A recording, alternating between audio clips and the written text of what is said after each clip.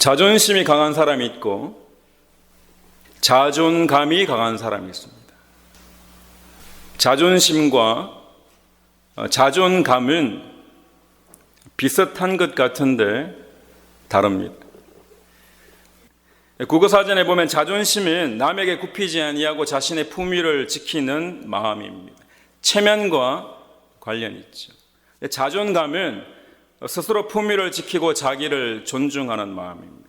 둘 다 자신의 품위와 관련되어 있고 자신을 사랑하는 마음인데 무슨 차이가 있는가 하면 자존심은 다른 사람과 비교합니다. 자존감은 다른 사람과 비교할 필요가 없이 스스로를 존중하고 사랑하는 거죠. 자존심은 다른 사람이 나를 어떻게 생각하는가에 관심이 많아서 다른 사람의 반응에 민감합니다. 누가 뭐라고 하면 막 참지 못하는 것은 자존심 문제이죠. 자존심이 강한 사람의 마음 깊숙한 곳에는 다른 사람들보다 자신이 낫다고 여기는 마음이 있습니다. 자신이 하는 모든 것이 완벽하다고 생각하기도 합니다. 누구와 비교했어요? 다른 사람과 비교했어요. 자존감은 다른 사람에 의해서가 아니라 자기 스스로 자신을 소중히 여깁니다. 자신의 장점도 알고 있지만 동시에 단점도 알고 있습니다. 그래서 자신의 단점을 감추려고 하지 않고 자신이 아닌 그 누군가인 척 하며 살지도 않습니다. 오히려 자신의 지금의 모습을 받아들이고 사랑하는 거죠. 자존심은 다른 사람이 나를 어떻게 보는가에 관심이 집중되어 있는 삶입니다. 반면에 자존감은 내가 있는 모습 그대로 나를 사랑하는 것입니다. 그래서 자존감이 높은 사람은 다른 사람의 말이나 행동에 쉽게 휘둘리지 않습니다. 왜냐? 내가 나의 가치를 알기 때문입니다. 예를 들어서 자존심만 강한 사람은요, 누가 좋은 옷을 입거나 명품 가방을 들고 다녀요. 그러면 나는 더 좋은 것을 해야 돼요. 누군가 칭찬을 받으면 축복해 주는 것이 아니라 내가 받지 못해서 상대방을 미워하고 시기합니다. 가인이 아벨을 죽인 것도 이런 연유에서이죠. 자존심만 세다는 것은 다른 사람이 나를 어떻게 알아주는가에 관심이 있습니다. 그렇지 않으면 서운한 거죠. 그런데 자존감이 높은 사람은 다른 사람들의 시선으로부터 자유롭습니다.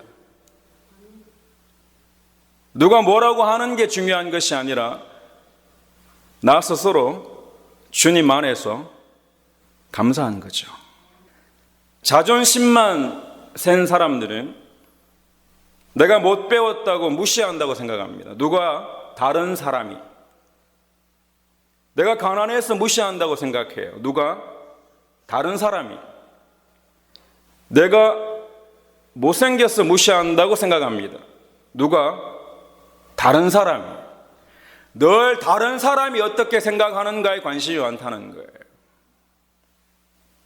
그런데 주님은 저와 여러분의 자존심이 아니라 자존감이 높은 사람이 되기를 원하십니다. 하나님은 저를 사랑하시고 여러분을 사랑하시는 줄 믿으시기 바랍니다. 오늘 본문 27절에 보면 하나님이 자기 형상 곧 하나님의 형상대로 사람을 창조하시되 남자와 여자를 창조하시고 하나님의 형상대로 저와 여러분은 지음받은 줄 믿으시기 바랍니다. 우리가 하나님의 형상대로 지음받은 거예요. 그래서 누구와 비교할 수 없는 겁니다. 우리 한 사람 한 사람이 주님 안에서 존귀한 자인 거예요. 내가 누구보다 이게 나아서 존귀한 게 아니에요. 하나님이 저와 여러분을 만드셨기에 우리는 존귀한 줄 믿으시기 바랍니다. 하나님이 귀하게 여기신다. 그 사랑을 알고 있느냐는 거죠. 28절에 보시면 하나님이 그들에게 복을 주시며입니다.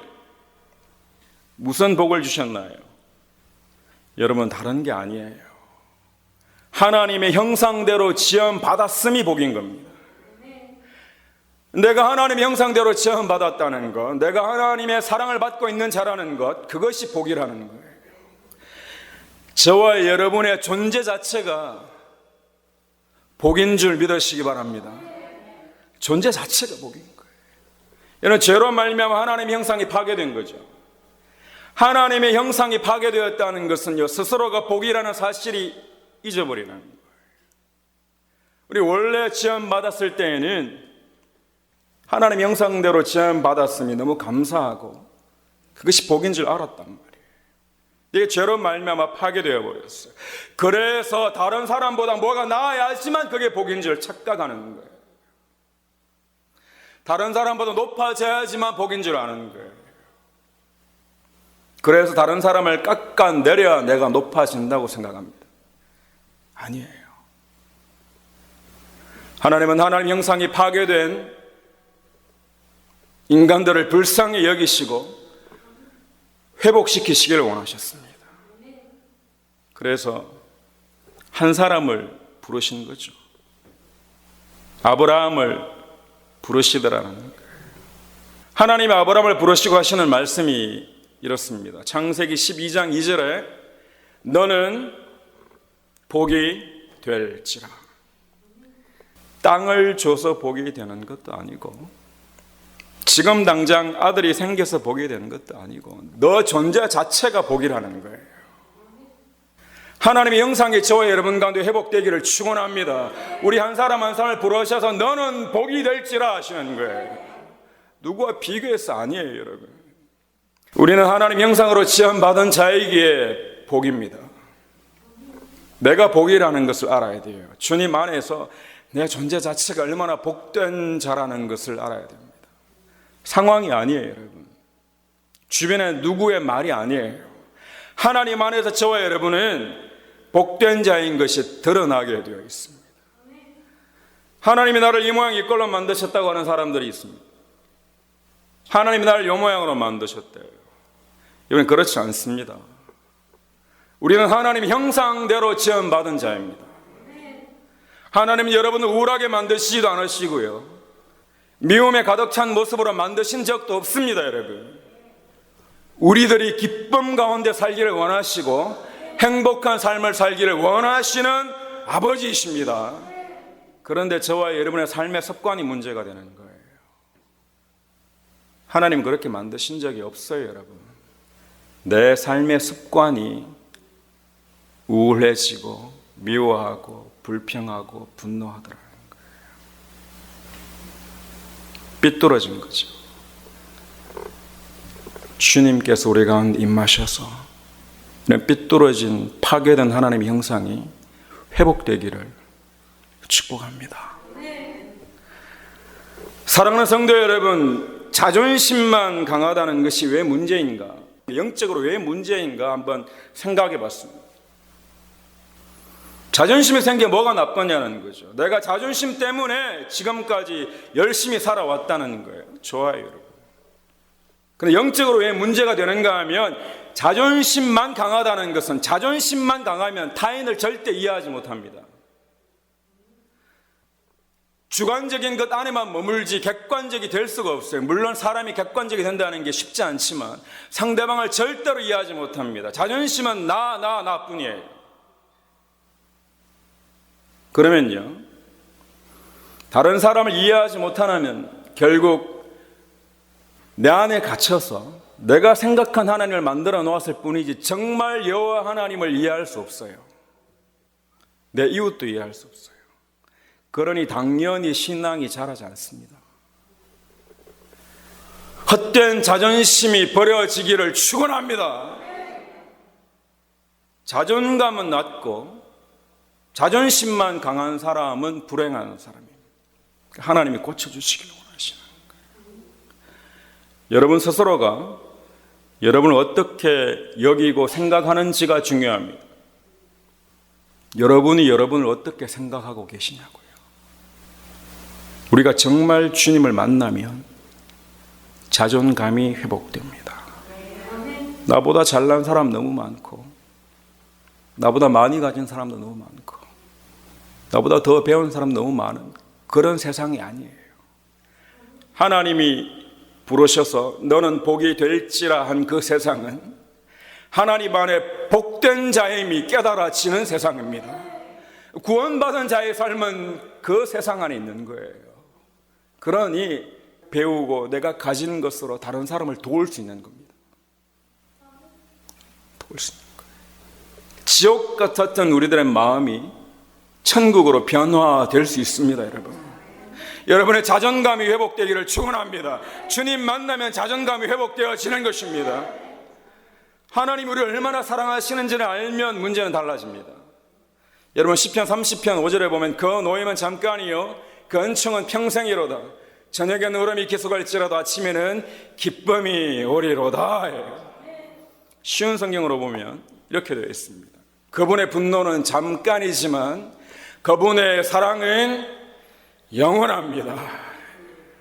긴 밤을 울면서 보내야 하지만 아침에는 반드시 기쁨이 찾아옵니다. 하나님이 나를 얼마나 사랑하시는지를 알면요, 내 자존감이 정확하게 회복되어지면 지금 울면서 보내야 하지만 반드시 아침은 오고 반드시 기쁨은 온다는 것을 믿어진다는 거예요. 자존감이 그렇게 중요합니다. 하나님이 영원토록 저와 여러분을 사랑하시는 하나님이신 줄 믿으시기 바랍니다. 다른 사람이 나를 알아주지 않더라도요, 내 앞에 지금 슬픈 일들이 가득 차 있더라도 주님의 사랑을 내가 알면 기쁨은 반드시 찾아옵니다. 주님은 우리들의 무너진 자존감을 회복시켜 주시길 원합니다. 무너진 자존감을, 마음 깊은 곳에 스스로를 어떻게 생각하고 있는가 하는 거예요. 여러분 스스로를 어떻게 생각하고 계신가 하는 거예요. 정말 나는 주님으로부터 사랑을 받는 존귀한 자라고 생각하고 있는가 하는 거예요. 심장이 아프면 심장을 수술해야 합니다. 심장이 아픈데 좋은 음식을 주고 안아주면 순간은 위로가 되지만 살릴 수는 없어요. 주님은 저와 여러분을 살리시기를 원하십니다. 근본을 치유하시기를 원하시는 거죠. 저와 여러분의 자존감이 회복되어지기를 원하시는 하나님입니다. 예수님이 사마리아 여인에게 남편을 데리고 오라고 합니다. 사마리아 여인이 남편이 없다고 합니다. 아니, 남편이 5이 있었고 지금 또 다른 남자가 있는데 남편이 없다고 합니다. 주님은 굳이 왜 남편 이야기를 꺼내셔야만 했습니까? 왜 아픈 데를 굳이 찌르셔야만 했는가요? 주님은 덮어주시는 주님이셨잖아요. 그런데 왜 이 여인에게만큼은 찌르셨나요? 그 여인을 살리시려고 하신 것입니다. 그래도 자존심은 있어서 남편이 없다고 거짓말을 합니다. 지금 자신의 모습을 사랑하지 못한 거죠. 자신의 신세를 창피하게만 여기고 사람들을 피해서만 다녔습니다. 자존감이 없는 거예요. 주님은 이 여인의 자존감을 회복시키시기를 원하셨습니다. 그래서 진정한 신랑이 누구인지를 알려주시기를 원하셨던 거예요. 메시아가 누구인지를 알려주시기를 원하셨던 것입니다. 우리 주님이 저와 여러분의 신랑 되시기를 원하시고 우리는 주님의 거룩한 신부인 줄 믿으시기 바랍니다. 정말 삶 가운데 알아지면 자존감이 회복되어집니다. 내 남편의 문제가 아니라 내 옆에 누군가의 문제가 아니라 주님이 저와 여러분의 신랑 되시는 줄 믿으시기 바랍니다. 여인이 주님을 만나고 어떻게 합니까? 동네로 들어가서 사람들에게 그리스도를 전하더라. 물동이를 버려두고 동네로 들어가 그리스도를 전파하니, 사람들 만나는 게 그렇게 불편했는데 이제는 그렇지 않아요. 주님이 나의 신랑 되시기 때문입니다. 우리가 주님 안에 있으면 약점을 받아들이고 스스로를 사랑하게 되어 있습니다. 귀신 들린 딸을 살려달라는 스로보니게 여인에게 예수님은 굳이 걔들에게 줄 것이 없다는 표현을 사용했습니다. 예수님이 그 여인의 상태를 정확하게 보신 거죠. 그 여인이 스스로를 어떻게 여기고 있는지를 알고 계셨던 것입니다. 마가복음 7장 26절에 보면 그 여자는 헬라인이요 스로보니게 족속입니다. 당시 여자였고 이방인이었고 그것도 스로보니게 족속이지요. 그리고 자신의 딸이 귀신이 들려 있습니다. 당시 귀신 들렸다는 것은 저주를 받은 거죠. 그런 딸에게 아무것도 해줄 수 없는 자신이었고 사람들에게 손가락질 받는 자신이었습니다. 가진 거라고는 아무것도 없는 거예요. 스스로를, 자신의 삶을 어쩌면 개같이 처량한 인생이라고 여겼던 것 같습니다. 주님은 그 여인의 마음을 보신 거죠. 아니라는 거예요. 여인은 자존심도 없고 자존감도 없습니다.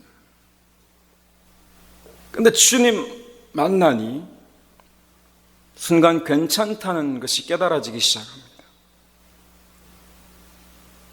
자존감이 회복되기 시작하는 거죠. 문제될 것이 없다는 것을 알게 됩니다. 이런 것들이 사람들의 시선과 사람들의 말들이 내가 지금 당장 주님의 은혜를 받는 데 있어서는 아무런 문제가 되지 않는다는 것을 깨달아졌습니다. 아무 문제가 되지 않더라.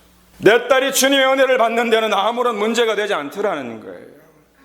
주님 앞에 나갈 때 저와 여러분이 자존심 가지고 나갈 일이 하나도 없다는 거예요. 주님은 우리의 자존심을 보지 않으십니다. 아무것도 아니어도 괜찮아요. 그래서 주님께 당당하게 고백합니다. 여자가 가로되 주여 올소이다마는 개들도 제 주인의 상에서 떨어지는 부스러기를 먹나이다. 내가 개처럼 취급되어도 괜찮다는 거. 나는 그렇게 생각하지 않으면 돼요. 자존감이 달라져야 합니다. 누가 뭐라고 하든 내가 어떤 모습으로 보이든 상관이 없다는 것을 정확하게 알게 되었습니다. 나는 지금 주님의 은혜가 필요합니다. 나는 지금 주님의 은혜가 필요합니다.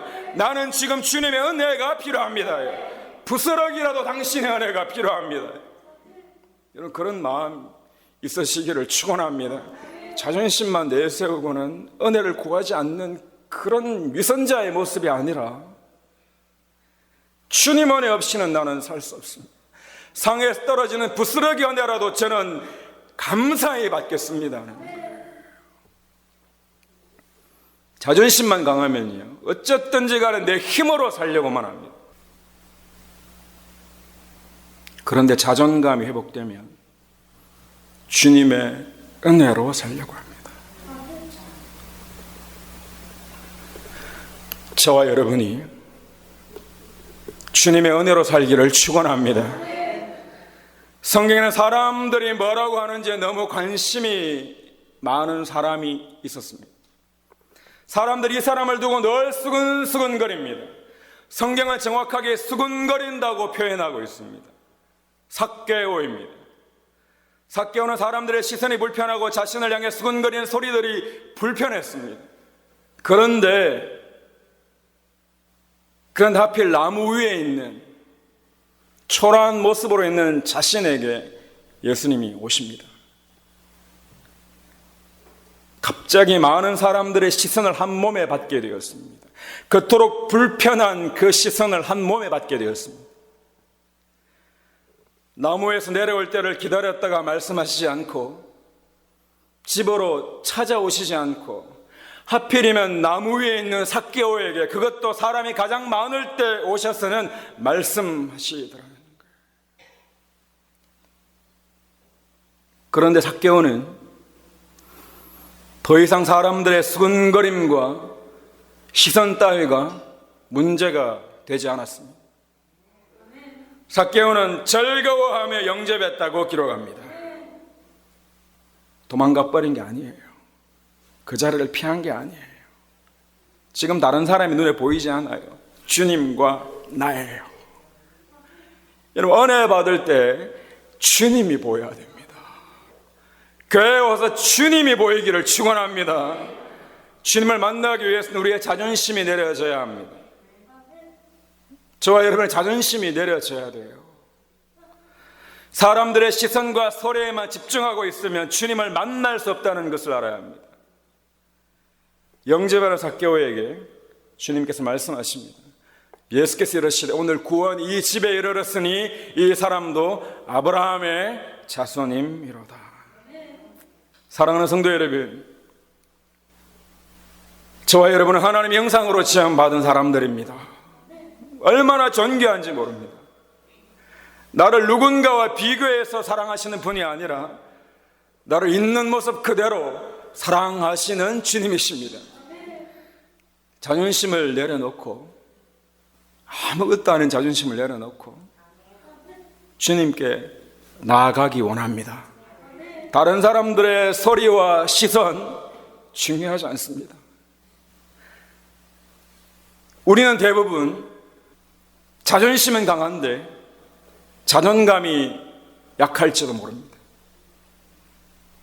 그런데 이런 우리들을 그냥 내버려 두지 않으시고 불쌍히 여기시고 날마다 주님이 우리를 만나 주시고 치유해 주시기를 원하시는 것입니다. 여러분, 자존심 상한 일이 있으신가요? 주님이 치유해 주시기를 원합니다.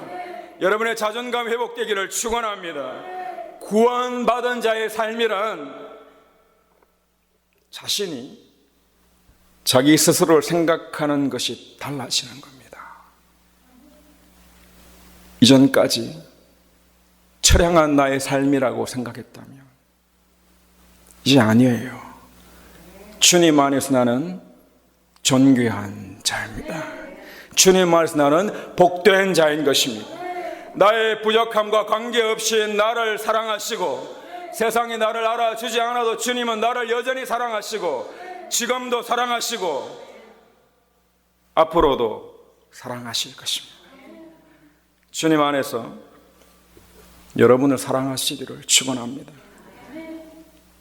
자존감이 높은 사람은 자신의 약점이 드러나도 괜찮습니다. 왜냐, 하나님이 나와 함께 하시고 하나님 나를 사랑하시고 하나님이 나에게 은혜를 베푸실 것이기 때문입니다. 시편 84편 5절에 보면 주께 힘을 얻고 그 마음의 시온의 대로가 있는 자는 복이 있나이다. 하나님 형상으로 지음받은 자들은 우리 주님께 힘을 얻을 수 있습니다. 하나님의 형상으로 지음받았다는 것은요, 하나님이 우리와 함께 하시고 우리를 도우시겠다는 겁니다. 우리가 연약하지만 우리가 복된 사람인 것은 하나님이 우리와 함께 하시기 때문입니다. 하나님의 형상으로 지음받은 저와 여러분의 삶이 복된 삶이 되시기를 주님의 이름으로 간절히 축원합니다. 여러분은 복된 사람입니다. 우리 옆에 계신 분에게 당신은 복된 사람입니다. 함께 일어나셔서 찬양하시겠습니다. 나의 힘이 되신 여호와여.